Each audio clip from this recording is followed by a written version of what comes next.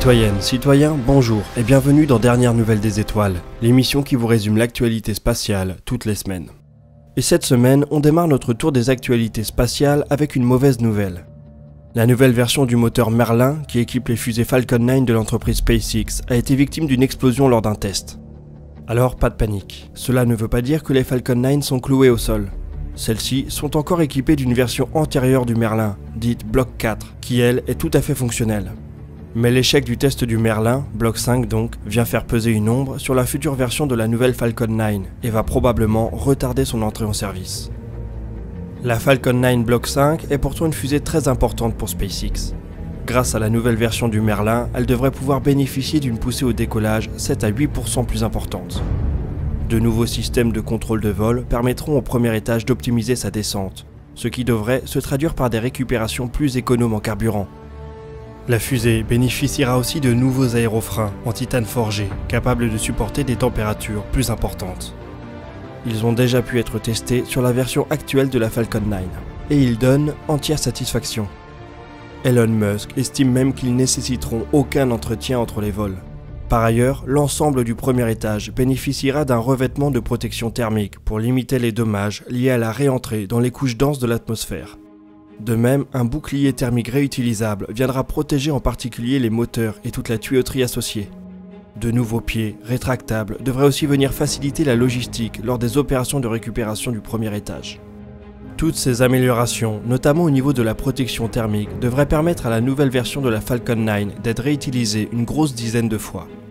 Le tout avec des opérations de maintenance réduites entre chaque vol. Ce sont du moins les espoirs de SpaceX. Les modifications sont également apportées afin de rendre la fusée compatible avec les normes demandées par le programme Commercial Crew et les vols au service de l'armée américaine. La version Block 5 de la Falcon 9 devrait donc être celle qui emportera enfin Dragon Crew, la version habitée de la capsule de SpaceX.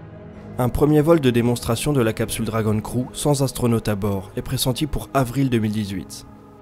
Bref, ce petit contretemps ne doit pas empêcher SpaceX de voir l'avenir en rose. Depuis le début de l'année, SpaceX a déjà réalisé 16 lancements, tous des succès. 13 de ces missions ont donné lieu à une récupération du premier étage, avec là encore 100% de succès. SpaceX a donc déjà doublé son nombre de lancements par rapport à l'année dernière, et 2017 n'est pas encore fini. Sur les 2 derniers mois, l'entreprise prévoit encore 4 lancements de Falcon 9 et peut-être le lancement inaugural de la Falcon Heavy. Cela fait de SpaceX un poids lourd de l'industrie spatiale qui devrait encore grossir dans les années qui viennent. Une fois la Falcon 9 Block 5 et la Falcon Heavy en piste, SpaceX devrait basculer une grande partie de sa recherche et développement vers la BFR, puisque c'est une fusée qui, on le rappelle, est destinée à remplacer toutes les autres. Avec les déboires du moteur Merlin, cela risque de prendre un peu plus de temps, mais bon, on a l'habitude avec SpaceX. Allez, on revient en Europe et on traverse le Rhin pour la suite de ces actualités. Comme dans beaucoup d'autres secteurs, les robots sont amenés à prendre une place de plus en plus importante dans l'industrie spatiale. Parmi ceux-ci, les bras robotisés sont particulièrement appréciés des astronautes. Le bras Canadarm2 et son cousin Dextre, tous deux installés sur la Station spatiale internationale, permettent par exemple d'effectuer des opérations de maintenance lourdes sans avoir recours à des sorties extravéhiculaires. Mais bon, ces deux instruments commencent à montrer leur âge, et le domaine de la robotique évolue très vite. C'est donc sans surprise en Allemagne, mère patrie des robots industriels, qu'on essaie d'imaginer la suite. Le Centre allemand pour l'aéronautique et l'astronautique, DLR pour faire court, vient de présenter un robot manipulateur extrêmement précis à destination de l'industrie spatiale. Nom de code Space Hand. Selon ses concepteurs, ses capacités dépassent celles d'une main humaine.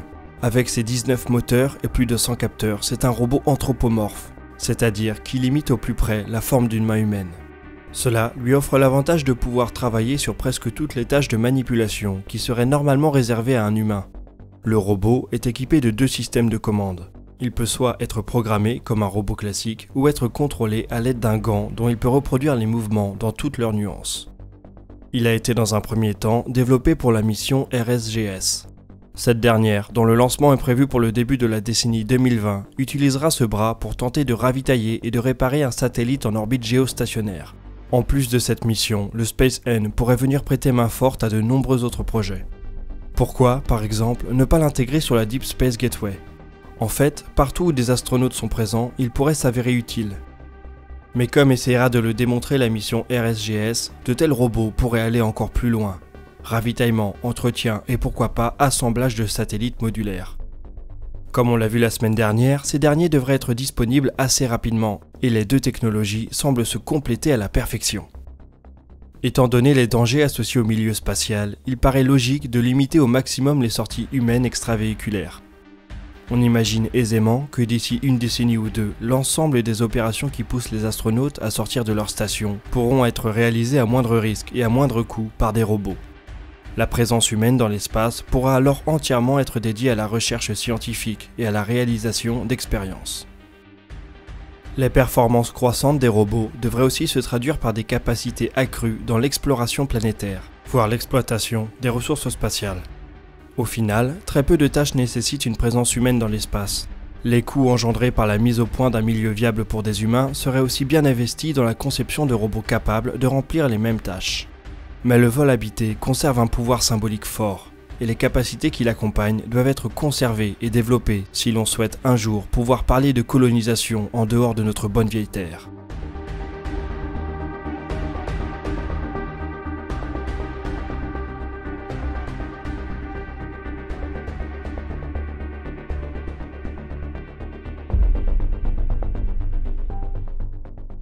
Allez, on s'éloigne un peu de l'Allemagne pour s'intéresser à Encelade.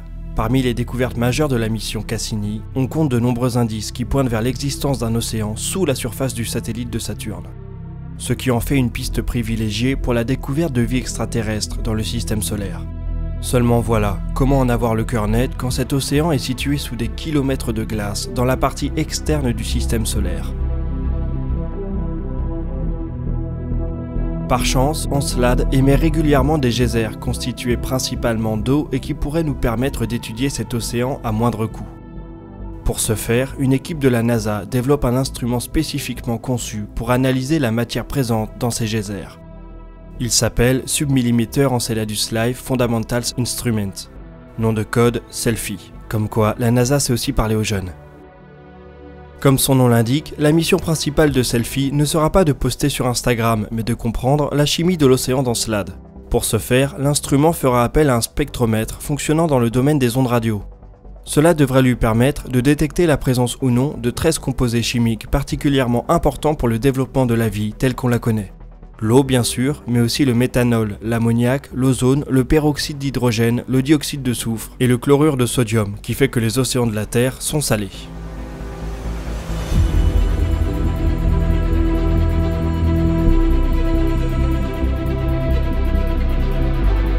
Si SELFIE parvient à nous fournir toutes ces informations, alors on aura une image bien plus précise de ce qui se trame sous la surface d'Encelade, et surtout si une vie telle qu'on la connaît a pu s'y développer. Seule ombre au tableau, SELFIE ne dispose pas de mission sur laquelle se greffer.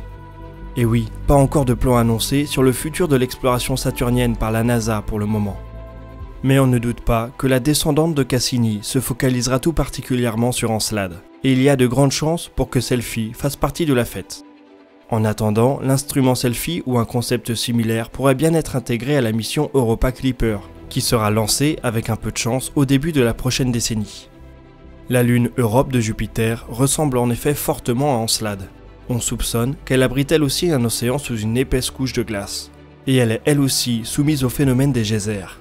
Enfin, pour ceux qui n'ont pas envie d'attendre, la NASA prévoit de mettre le télescope spatial James Webb à contribution pour étudier les lunes-océans du système solaire. Le télescope se servira de son spectromètre pour l'infrarouge proche, pour essayer de déterminer la composition des geysers d'Encelade et d'Europe. Il n'est pas certain toutefois que ces observations aboutissent. Il faut en effet que James Webb puisse réaliser ces observations au moment précis où les geysers se produisent, et surtout que ces derniers contiennent assez de molécules organiques pour être détectés depuis la Terre. Dans tous les cas, une mission sur place semble plus que nécessaire pour avoir une image détaillée de la chimie de ces mondes d'océans. Et qui sait, si les conditions apparaissent favorables, peut-être que la NASA ou d'autres franchiront l'étape suivante avec une mission vers l'intérieur même de ces océans. Mais ne nous emballons pas, il va falloir être patient pour ça.